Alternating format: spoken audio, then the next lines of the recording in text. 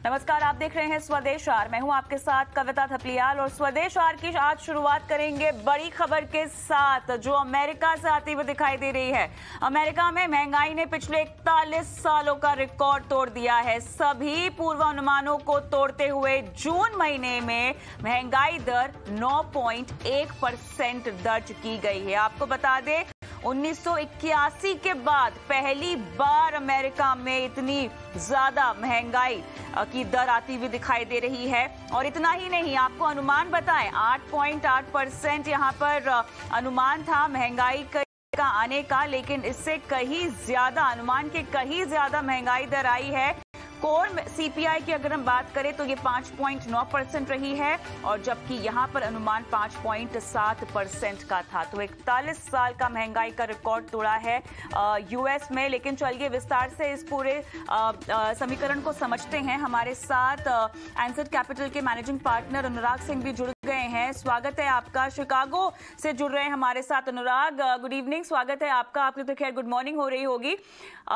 41 साल का रिकॉर्ड टूटा है यहाँ पर महंगाई का, जो कि अनुमान के बहुत ज्यादा आगे है।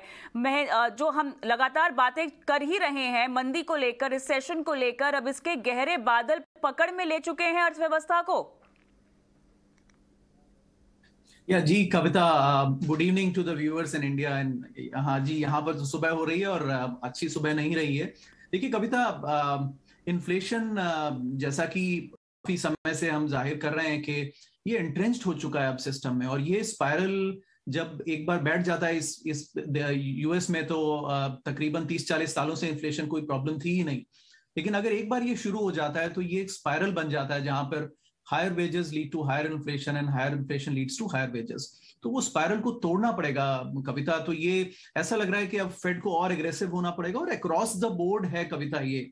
और इट्स कंसर्न सिर्फ ये नहीं है कि एनुअलाइज्ड इन्फ्लेशन ज्यादा है कविता, मंथ ऑन मंथ बढ़ रहा है, और वो जरा ज्यादा चिंताजनक है कविता। आपने कहा कि अग्रेसिवली ब्याज दरें बढ़ानी होंगी, तो कितना 75 बीपीएस हमें अभी उम्मीद रखनी चाहिए, इतना तो क्लियर है? Kavita, I think 1% is also back on the table. उसको रूल आउट नहीं कर सकते हैं।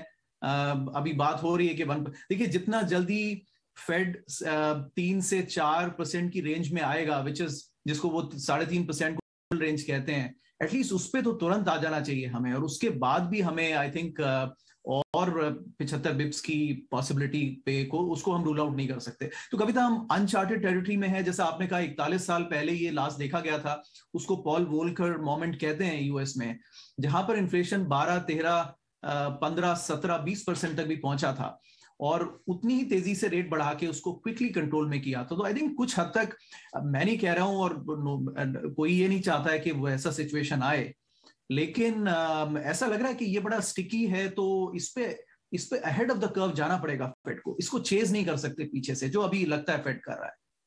तो अनुराग, थोड़ा सा और हम समझते हैं इस महंगाई दर को, क्योंकि देखिए अब अगर इतने अनुमान के से भी ज्यादा अगर महंगाई बढ़ रही है तो ये बात तो सिद्ध है कि जो हम एसेंशियल कमोडिटीज या की कमोडिटीज की बात करते हैं, अब महंगाई का बढ़ना केवल उन तक सीमित नहीं रह गया है अनुराग, ये उस बात उससे आगे निकल गई है। चौतरफा हम देख रहे हैं कि महंगाई अब बनी हुई है। कहां कहां आपको लगता है कि ये महंगाई का जाल अब पूरी तरह से यूएस में फैल चुका है? तो कविता, अगर अब इस सीपीआई इंडेक्स को देखिए, फेड पीसी इन्फ्लेशन भी देखता है, बट सीपीआई को अगर हम देखें तो इसके ब्रॉडली 3 कंपोनेंट्स है कविता। सो इसका 20% तो फूड एंड एनर्जी रहता है, बाकी 80% में 30% कविता हाउसिंग रहता है, जो कि मेजर कंपोनेंट है, और बाकी फिर मिलजुल के ऑटो करीब यूज्ड कार, न्यू कार्स मिला के 8% रहता है, और बाकी तमाम चीजें रहती हैं फिर retail, health care, electricity, power, all the other investments. So कुल मिला के हाउसिंग एक मेजर कंपोनेंट। देखिए एनर्जी और फूड तो उतना जल्दी कंट्रोल में नहीं आएगा, लेकिन 30% जो कि हाउसिंग कंपोनेंट है वो संभलता नहीं दिख रहा है कविता। और उससे क्या होता है, हाउसिंग लोन से ड्राइव होता है, और लोन्स जब ज्यादा आते हैं, लोगों की हाउसिंग वैल्यूज बढ़ती हैं, तो लोग और ज्यादा खर्चे में आते हैं कि बिकॉज उनको लगता है कि they are wealthy and they can spend more. So ये स्पाइरल है कविता लार्जली, और ये हाउसिंग मार्केट क्रैश नहीं करेगा, ये गिरेगा भी नहीं, ऐसा हमारा मानना है। लेकिन और एक्सपर्ट्स के डिफरेंट व्यूज भी हो सकते हैं, but this is where we stand Kavita. आपके एनालिसिस के मुताबिक अब इस पूरे सिनेरियो में भारत की दशा और दिशा आपको किस ओर बढ़ती हुई जाती हुई दिखाई दे रही है? तो कविता देखिए, इंडिया में तो अब देखिए यहाँ पर 2% इन्फ्लेशन का लोगों को आदत है, वहां से 8-9% तो बहुत ज्यादा है। इंडिया का इन्फ्लेशन अगर 7% भी है तो 6% इन्फ्लेशन तो तकरीबन आरबीआई के नंबर्स में अकाउंटेड होता ही है। तो 6 से 7% इन्फ्लेशन, मैं कहूंगा कि इन्फ्लेशन इंडिया में तकरीबन कंट्रोल में है। इतना ज्यादा आई मीन ये फ्लक्चुएशन तो आई थिंक अकोमोडेटिव है हमारे सिस्टम में। हमारी कंसर्न आती है डॉलर इंडेक्स राइज करने से कविता, बिकॉज वो फिर हमारा स्पाइरल शुरू होता है क्योंकि ऑयल इंपोर्ट्स महंगे हो जाते हैं और डॉलर जब भी स्ट्रेंथन होता है, कैपिटल फ्लाइट भी वो आप देख रहे हैं कि एफआईआईज लगातार बिकवाली कर रहे हैं, तो वो चलती रहेगी जिससे हमारे मार्केट में हेडविंड्स बने रहेंगे, वो एक रेंज को ब्रेक नहीं कर पाएंगे। और उधर ऑयल इंपोर्ट्स महंगा होगा जिससे डेफिसिट बढ़ेगा। आपने देखा वो श्रीलंका, पाकिस्तान किस तरह की तमाम प्रॉब्लम्स फेस कर रहे हैं। तो ये हेडविंड्स हैं कविता, ये चैलेंजेस हैं, हो सकते हैं सॉल्व, बट फिलहाल की नजर में ये दो हेडविंड्स इंडिया के लिए जरूर हैं कि एफआईआईज बिकवाली करते रहेंगे क्योंकि डॉलर स्ट्रांग हो रहा है, they will go back to home, और ऑयल प्राइसेस पे प्रेशर बना रहेगा क्योंकि डॉलर इंक्रीज कर रहा है। हम तो सारा इंडिया में तो ऑयल सारा इंपोर्ट ही होता है। बॉन्ड यील्ड्स कहां तक जाती हुई आपको दिखाई दे रही हैं अगर मैं भारत की बात करूं? तो कविता इसमें एक एक्चुअली बॉन्ड यील्ड्स, अच्छा भारत की बात करें तो तकरीबन ओके, मुझे लेटेस्ट नंबर कैचअप करें, तकरीबन 7.5 तक तो पहुंच गए हम, राइट? तो भारत का अनुमान कविता वही है कि क्योंकि इन्फ्लेशन आई थिंक अबाउट 7% तक इंडिया का इन्फ्लेशन उसी रेंज में रहेगा, तो इंडिया की बॉन्ड यील्ड्स में मुझे कोई बहुत ज्यादा अपसाइड मोर देन 8% मुझे तो नहीं दिखता एटलीस्ट। बट इस पे भारत पे जो एक्सपर्ट्स हैं वो और बेहतर बता पाएंगे, बट ये हमारा अनुमान है। चलिए अनुराग, बहुत बहुत धन्यवाद, आपने सुबह सुबह समय निकाला और हमसे बात की। हालांकि आपके दिन की शुरुआत इस खबर के साथ पता नहीं कैसी होगी, लेकिन उम्मीद करते हैं कि आपका बाकी का दिन जो है वो बहुत अच्छा जाए। चलिए चर्चा को आगे बढ़ाते हैं। हमारे साथ एक और मेहमान अब जुड़ गए हैं। हमारे साथ बंधन बैंक के चीफ इकोनॉमिस्ट सिद्धार्थ सान्याल जुड़ गए हैं। सिद्धार्थ, स्वागत है आपका हमारी इस खास पेशकश में, जहां पर हम इसको यूएस में जो अनुमान से ज्यादा महंगाई दर आई है 9.1% की, उसका एनालिसिस कर रहे हैं, विश्लेषण कर रहे हैं। आपके मुताबिक समझाएं हमें, कितनी बड़ी चिंता की बात है ये? यूएस का कॉन्टेक्स्ट में जहां 2-2.5-3% इन्फ्लेशन नॉर्म होता है, एंड जहां अभी 40-year high 50-year high kind of inflation prints हमको देखने को नहीं मिल रहा है, तो 9% का हैंडल में inflation is a very very high number. Now the problem is that इस टाइप का पॉलिसी मेकर को काफी ज्यादा नियर टर्म प्रेशर में डाल देता है। यूएस अगर आप देखेंगे, US till about the end of the last calendar year वो लोग काफी एकोमोडेटिव मॉनेटरी पॉलिसी स्टांस लेके चल रहा था, एंड उसके बाद जब 2022 में they started hiking, now they have actually surprised the market on the upside. अभी क्या हो रहा है, इस टाइप का inflation print will be putting pressure on them कि जुलाई में आगे जाके भी उनका अगले 2 वीक में फिर से पॉलिसी मीटिंग्स जो है उसमें बड़ा हाइक का, now given that they have already done 1 hike of 75 basis points, उसी रेंज का हाइक का पॉसिबिलिटी इस टाइप का प्रिंट काफी बढ़ा देता है। एंड यूएस का अगर आप देखेंगे, अभी तो एक डिस्कशन आ रहा है ग्लोबली की कमोडिटी प्राइसेस का ऊपर थोड़ा कूलिंग इफेक्ट शायद कुछ महीने में कुछ आ सकता है, लेकिन यूएस का एक चीज है, यूएस का लेबर मार्केट स्टेटिस्टिक्स का अभी भी काफी स्ट्रांग है। सो यूएस अगर कुछ फर्दर हाइक करना चाहता है, बड़ा हाइक करना चाहता है, they might actually this as an appropriate time. Now, if I see now from an Indian policymaker's point of view, if between RBI's June policy and August policy, US hikes by 150 basis point, the pressure becomes very significant on RBI कि RBI को भी काफी significant hike अगस्त में जाके भी करना पड़े, क्योंकि otherwise overall financial system parity के लिए, currency का ऊपर pressure के लिए, otherwise this is not a very desirable situation.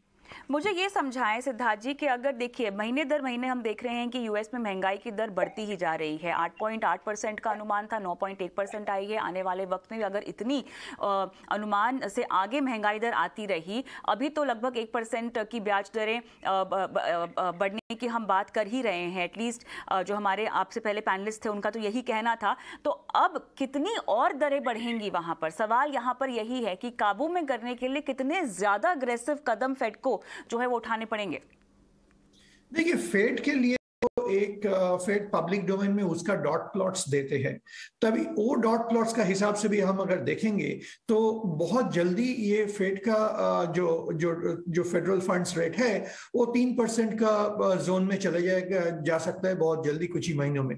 तो वो बहुत मतलब अनहर्ड ऑफ सरप्राइजिंग चीज नहीं होगा। Maybe it is happening bit too fast for the overall global economy to absorb it, but at the same time ये हो सकता है बहुत जल्दी, कुछ ही महीनों में हो सकता है।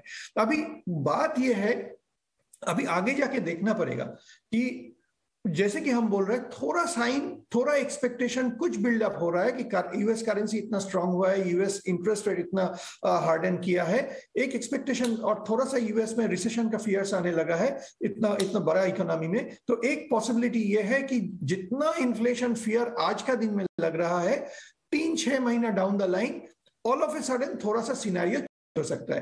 तो इस टाइप का सिचुएशन में एक चीज हो सकता है कि फेड एक्चुअली बहुत ज्यादा इंटरेस्ट रेट हाइक को फ्रंट लोड कर दे, जो कि वो ऑलरेडी करना चालू कर दिया है, क्योंकि उसका ओवरऑल बेस रेट जो है वो इतना नीचे है, वहां से वो काफी फ्रंट लोडिंग करके आगे हाइक कर देंगे।